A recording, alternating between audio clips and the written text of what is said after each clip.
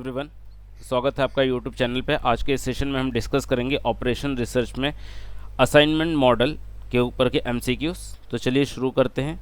तो जो first MCQ है, क्या कहता है? An assignment problem is consider as a particular case of the transportation problem because assignment problem को एक पर्टिकुलर केस कंसीडर किया जाता है किसका? ट्रांसपोर्टेशन प्रॉब्लम का। क्यों ऐसा? Because the first option is the number of rows equal to the number of column. तो असाइनमेंट प्रॉब्लम में क्या है? नंबर ऑफ रोज और नंबर ऑफ कॉलम्स क्या है? दोनों इक्वल होते हैं। And all x eyes a 0 और 1, या तो सारे एक्स आईज या तो 0 हो सकते हैं या तो 1 हो सकते हैं, या ऑल रिम कंडीशंस आर 1, सारे रिम कंडीशन क्या होते हैं? यहाँ पर भी असाइनमेंट प्रॉब्लम में 1 होते हैं। और डी है ऑल ऑफ दी अबव। तो इसका आंसर है ऑल ऑफ दी अबव, क्योंकि एक असाइनमेंट प्रॉब्लम अगर एक ट्रांसपोर्टेशन से प्रॉब्लम से आप असाइनमेंट प्रॉब्लम में कन्वर्ट करो तो क्या होता है? ये सारे फीचर्स आपका असाइनमेंट प्रॉब्लम सेटिस्फाई करता है। क्या? Number of rows equal to the equal number of column, all x i j 0 हो सकते हैं या तो 1 हो सकता है। एंड ऑल रिम कंडीशन, सारे रिम कंडीशन क्या होते हैं? 1 होते हैं। तो सारी वैल्यूज़ क्या करती हैं? सारे कंडीशन क्या कर रहे हैं? सेटिस्फाई कर रहे हैं। तो इसका आंसर क्या हो जाएगा? All of the above. Then an optimal assignment requires that the maximum number of lines that can be drawn through the square with the 0 opportunity cost will be equal to the. अब देखो, जब भी आप assignment problem करते हो तो assignment problem optimise कब होता है? जब नंबर ऑफ लाइन्स, जब क्या होता है? Numbers of lines is equal to number of rows और कॉलम। नंबर ऑफ रोज, क्योंकि स्क्वायर मैट्रिक्स है, स्क्वायर मैट्रिक्स है तो क्या होता है? नंबर ऑफ रोज और नंबर ऑफ कॉलम्स होता है। तो अगर रोज के भी इक्वल हो गए तो अल्टीमेटली कॉलम के इक्वल हो जाएगा। तो यहाँ पर जो बेस्ट सूट ऑप्शन है वो हमारा क्या है? ए वाला, कि रोज और कॉलम्स। अगर नंबर ऑफ लाइन्स क्या किसके इक्वल हो जाए? रोज के इक्वल हो जाए या कॉलम के इक्वल हो जाए तो हमारा काम हो जाता है। तो option A is correct. Then next, while solving an assignment problem an activity is assigned to a resource through square with the 0 opportunity cost because the objective, अगर opportunity cost 0 opportunity cost को assign किया जा रहा है तो जब भी cost की बात आती है हमारा क्या टारगेट होता है? minimize the total cost of assignment. The next is the method used for the solving the assignment problem. assignment problem को solve करने के लिए जो method है वो कौन सा है? Hungarian method। तो ये रहा, क्योंकि ये मेथड हंगरी में डिज़ाइन की गई थी इसलिए हंगेरियन मेथड कहते हैं। The purpose of the dummy row और कॉलम, डमी और रो और कॉलम असाइनमेंट प्रॉब्लम में क्यों इंट्रोड्यूस करते हैं? प्रॉब्लम को बैलेंस करने के लिए। तो obtain a balance between the total activities and total resources. B option तो हो नहीं सकता, प्रिवेंट प्रोवाइड। ओके, तो प्रॉब्लम को क्या करने के लिए? बैलेंस करने के लिए हम क्या करते हैं?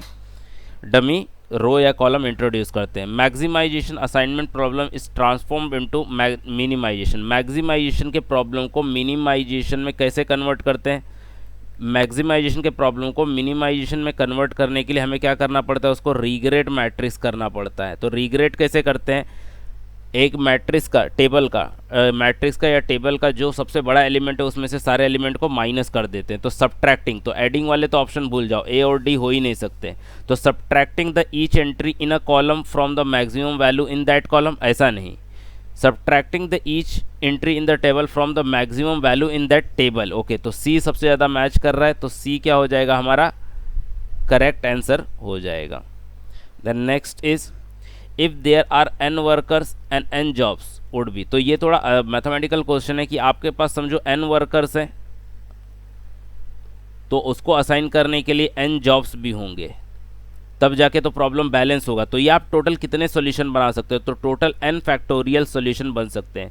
समझो 3 वर्कर है, 3 जॉब है तो 3 फैक्टोरियल मतलब 6 सॉल्यूशन उसके बन सकते हैं। तो उन 6 सॉल्यूशन में से जो बेस्ट होता है वो फाइंड आउट करने का काम कौन करता है? हमारा असाइनमेंट प्रॉब्लम करता है। तो यहाँ पर देखो, अगर मेरे पास 4 रिसोर्सेस हैं और 4 जॉब्स हैं, ओके, तो मेरे पास 4 फैक्टोरियल मतलब 24 सॉल्यूशन बनेंगे। पर इन 24 में से कौन सा बेस्ट है ये फाइंड आउट करने का काम कौन करता है? असाइनमेंट प्रॉब्लम करता है। तो यहाँ पर n वर्कर्स हैं, n जॉब्स है, तो टोटल कितने? n फैक्टोरियल सॉल्यूशन आपकी बन सकती है। I hope it is clear to all. Then assignment problem can B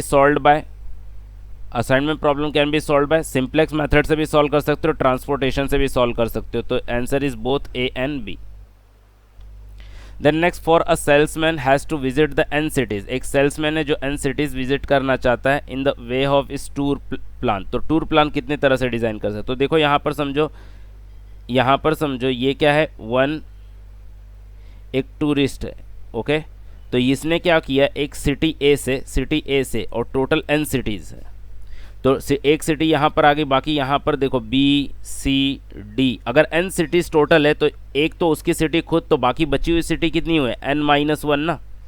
अगर टोटल एन सिटीज़ है, टोटल क्या है, टोटल है एन सिटीज़, तो अगर वो आदमी घूमना स्टार्ट करता है तो अपनी सिटी से स्टार्ट करेगा, तो उसको घूमने के लिए n-1 सिटीज़ है ना, तो टोटल n-1 फैक्टोरियल सॉल्यूशन बन सकता है। तो हमारा करेक्ट आंसर आएगा C. Then assignment problem requires that only one activity be assign to each resource, yes बिल्कुल सही, 1-to-1, ओके। कैसा है, 1-to-1 है, एक एक्टिविटी एक रिसोर्स को, एक रिसोर्स को एक से ज़्यादा एक्टिविटी नहीं प्रोवाइड की जाती, इसको बोलते हैं 1-to-1। Then which method usually use a very good solution to the assignment problem, assignment problem के लिए कौन सा मेथड यूज़ करते हैं, देखो ये तीनों तो क्या है, ट्रांसपोर्टेशन की मेथड के मॉडल है, एक ही मॉडल बचता है, that is stepping stone method. तो करेक्ट आंसर हमारा क्या है, stepping stone method. So that's all with the MCQs of the assignment. Thanks for the watching. If you like the video, please share with your friends and subscribe the channel. Thank you.